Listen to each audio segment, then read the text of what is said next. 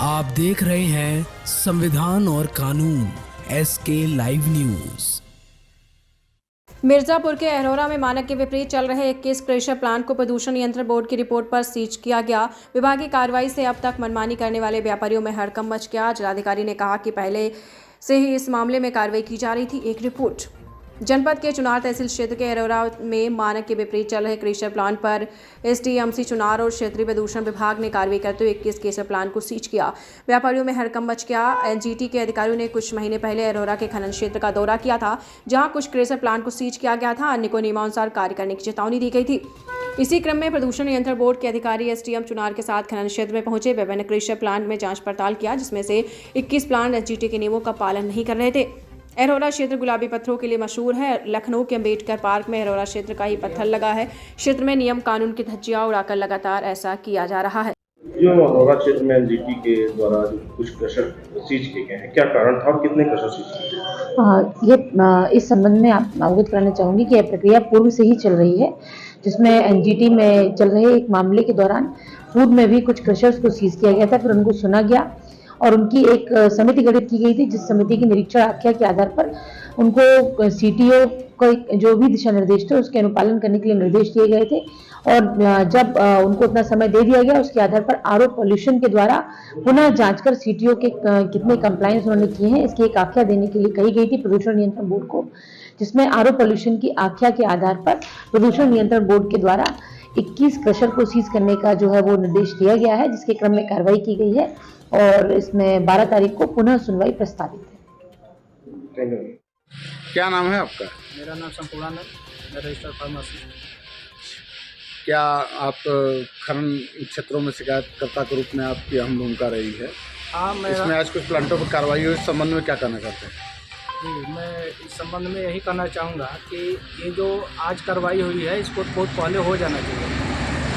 और जहाँ तक देखा जाए अवैध खनन का या फिर अवैध ढंग से संचालित क्रेशर प्लांटों का, तो इनको तो चालू ही नहीं होने चाहिए। कौन कौन सा खनन अवैध चल रहा है?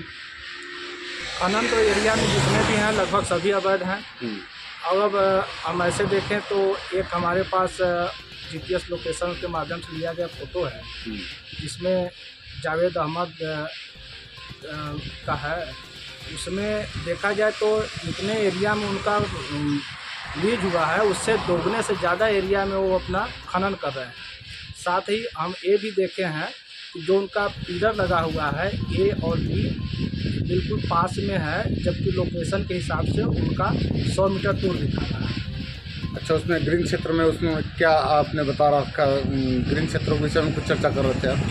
ग्रीन क्षेत्र में देखिए, जितने एरिया में उनका लीज है या फिर क्रेशर प्लांट है, उससे कम से कम 33% एरिया में ग्रीन बेल्ट का विकास होना बहुत ज़रूरी है।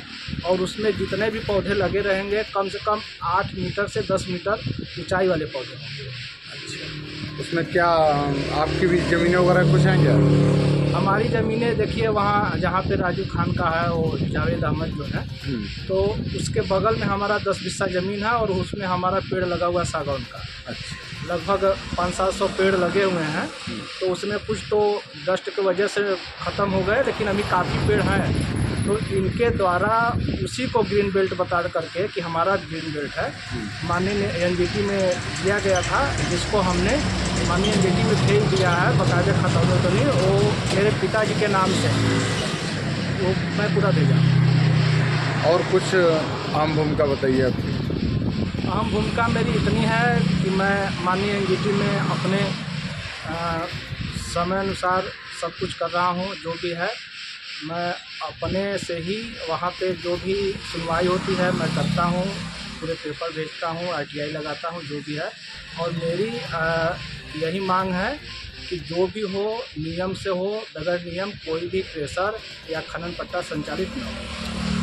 खनन व्यवसायियों द्वारा या खनन पट्टा धारकों द्वारा आपको कोई किसी प्रकार का कोई नुकसान आपको प्रति? नहीं, अभी तो फिलहाल नहीं है। एक बार मुझे जेल में भी भेजा जा चुका है खनन व्यवसायियों के द्वारा। और बाकी यहाँ वहाँ चट्टी चौराहे लोग धमकियाँ देते हैं कि कहीं कुचलवा दिया जाएगा, गाड़ी से जाएंगे धक्का मरवा दिया जाएगा या गोली मार देंगे। लेकिन ऐसे डायरेक्ट आया करके अभी तक हमारे यहाँ कोई नहीं कहा है।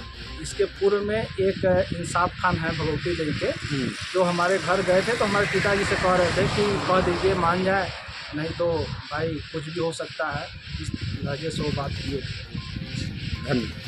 खबरों के लेटेस्ट अपडेट के लिए इसी तरह हमारे साथ जुड़े रहें और इस वीडियो को ज़्यादा से ज़्यादा शेयर करें।